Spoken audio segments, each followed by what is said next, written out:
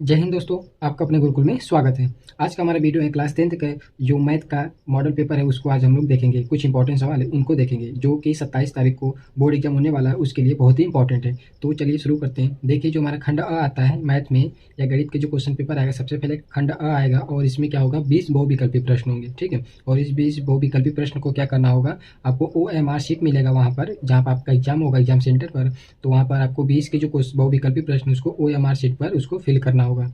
ठीक है, तो देखिए इसमें जो पहला हमारा सवाल है कि दी गई संख्याओं में अभाज्य संख्या क्या होगा। जो भी सवाल है एक आपका एक्सपेक्टेड है कि एक क्वेश्चन कुछ इससे आपको मिल जाएंगे, आपके एग्जाम के लिए बहुत इंपॉर्टेंट है। ठीक है, देखिए दी गई संख्याओं में अभाज्य संख्या होगी तो क्या है, 2 है। ठीक है, इन सभी सवाल को हल करने में काफ़ी समय लगेगा, इससे वीडियो हमारा बहुत ही लंबा बन जाएगा। इसलिए हमने जो भी वो विकल्पी प्रश्न है सभी के जो कि आंसर होंगे उनको टिक कर दिए हैं ताकि आप लोग उसको मिला सकें।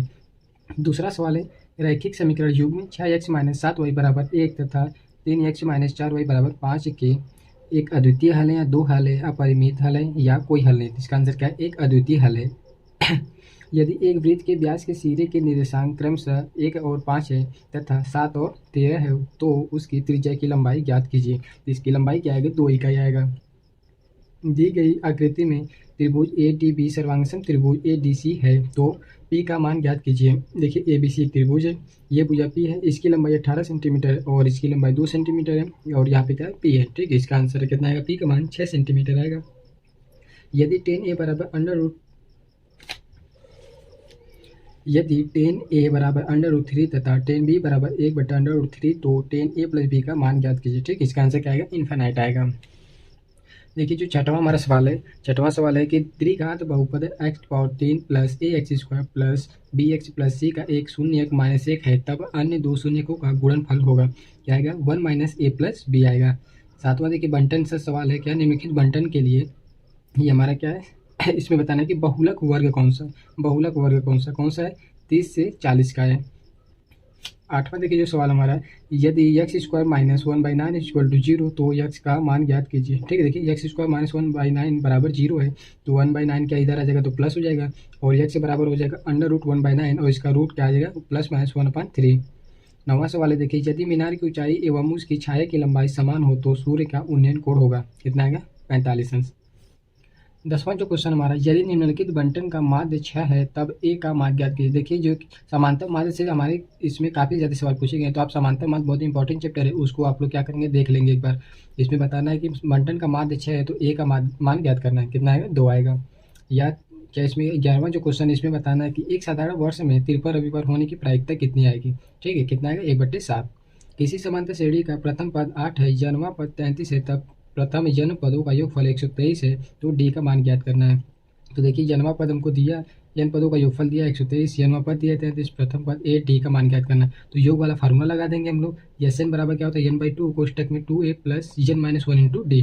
ठीक है, तो वहाँ से क्या आएगा, 5 आ जाएगा।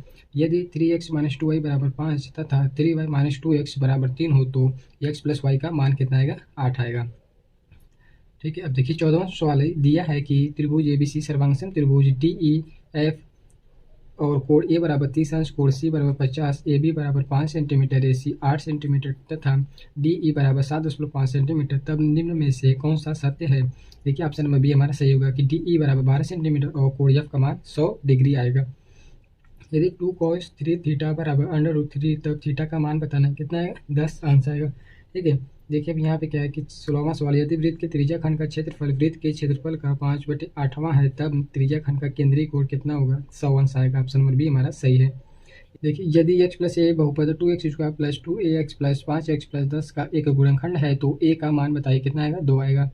इसी समय एक स्तंभ की छाया की लंबाई उसकी ऊंचाई की √3 गुनी है तो सूर्य का उन्नयन कोण कितना होगा, ऑप्शन नंबर ए 30 अंश आएगा।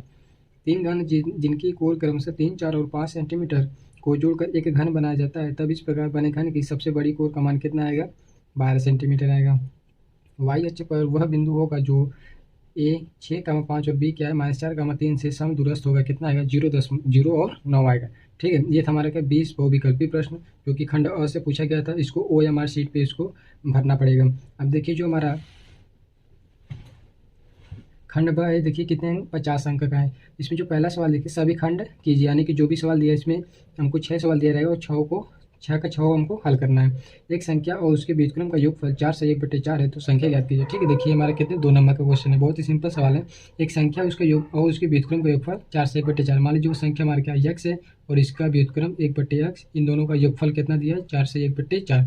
इसको हल करेंगे तो x का जो मान है वही हमारा आंसर होगा। दूसरा जो सवाल है, एक डिब्बे में 5 लाल कंचे, 8 सफ़ेद कंचे और 4 हरे कंचे हैं। इस प्रकार डिब्बे में से एक कंचा निकाला जाता है तो इसकी क्या प्रायिकता है कि निकाला गया कंचा पहला क्या सवाल लाल होगा, लाल है, दूसरा सफ़ेद है और तीसरा हरा नहीं है। ठीक है, ये देखिए प्रायिकता का सवाल है, 2 नंबर का सवाल है। तीसरा जो है हमारा, यदि साइन ए माइनस बी बराबर 1/2, कॉस ए प्लस बी बराबर 1/2, तो थीटा क्या निकले 0 डिग्री क्या है less than A plus B से और क्या है less than equal to 90 degree से। ठीक है, तो और ए ग्रेटर देन बी यानी कि ए का मान बी से बड़ा है, तो ए और बी का मान ज्ञात करना है। ठीक, ये था हमारा पहले का जो 3 सवाल है। अब इसमें 3 और सवाल है। देखिए जो चौथा सवाल यानी कि घ है, निम्न बारंबारता सारणी में समांतर माध्य ज्ञात कीजिए। देखिए फिर से हमारा समांतर माध्य का सवाल आ गया। समांतर माध्य चैप्टर बहुत इंपॉर्टेंट है, आप उसको एक बार फिर से पूरा का पूरा चैप्टर याद कर लेंगे, उसके जो भी फार्मूले सवाल है आप उसको देख लेंगे। ठीक है, 2 नंबर के भी सवाल पूछा गया है। समीकरण x + y = 5 और 2x - 3y = 4 को विलोपन विधि से हल करना। इसको विलोपन विधि से समीकरण को हल करना, ये हमारा 2 नंबर का सवाल है। विद्यार्थियों द्वारा प्राप्त अंकों के निम्नलिखित बारंबारता बंटन का बहुलक ज्ञात कीजिए। देखिए फिर यह हमारे का समांतर माध्य का सवाल बहुलक का है, 2 नंबर का है। दूसरा जो सवाल है, देखिए दूसरा सवाल है हमारा क्या, इन्हीं 5 खंडों को हल कीजिए। इसमें हमारा देखिए क्या है कि 6 सवाल दिया रहेगा, इसमें से हमको क्या करना है 5 को हल करना है। ठीक है, कितने को हल करना है 5 सवाल इसमें से हल करना है। तो देखिए जो पहला हमारा सिद्ध कीजिए कि √5 एक अपरिमेय संख्या, इसको सिद्ध करना है। ये हमारा 4 नंबर का सवाल है। एक मकान के आधार से एक मीनार की चोटी का उन्नयन कोण 60 अंश है और मकान के शीर्ष से उसी मीनार की चोटी का उन्नयन कोण 45 अंश है। यदि मकान और मीनार के बीच की दूरी 30 मीटर है तो मकान और मीनार की ऊंचाई ज्ञात कीजिए। देखिए 2016-12 में पहले से ही पूछा गया सवाल है, 4 नंबर का सवाल है, बहुत इंपॉर्टेंट सवाल है। और तीसरा जो सवाल है, बिंदु P क्या दिया 3/4, 5/12, बिंदु ए 1/2, 3/2 और B क्या है 2, -5 को जोड़ने वाले रेखाखंड को किस अनुपात में विभाजित करेगा। ये देखिए कितने 4 नंबर सवाल 2019 में पूछा गया सवाल है।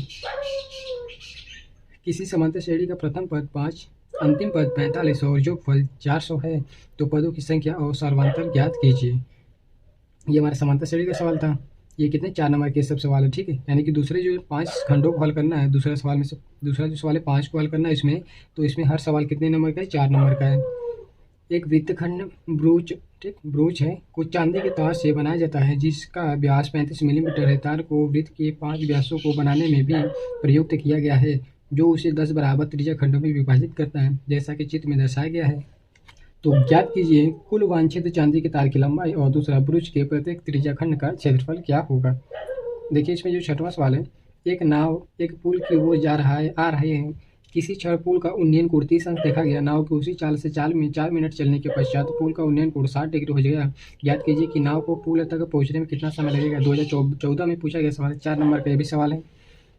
देखिए जो तीसरा सवाल हमारा क्या, दी गई आकृति में यदि PQR जैसे एक समांतर चतुर्भुज है और AB लंब है, AB समांतर है PS के, तो सिद्ध करना है कि OC समांतर SR के होगा। ठीक है, या तो इसको कीजिए या तो इसमें अथवा दिया है कि रैखिक समीकरण निकाय को हल कीजिए। AX + BY - A + B = 0 तथा BX - AY - A - B = 0। ये कितने नंबर का सवाल है, देखिए 6 नंबर का सवाल है, तीसरा वाला। ठीक है, इसमें देखिए जो चौथा सवाल है, एक पासे को एक बार फेंका जाता है, निम्नलिखित को प्राप्त करने की प्रायिकता ज्ञात कीजिए। पहला एक अभाज्य संख्या आना चाहिए, दूसरा 2 और 6 के बीच स्थित कोई भी संख्या हो, तीसरा एक विषम संख्या।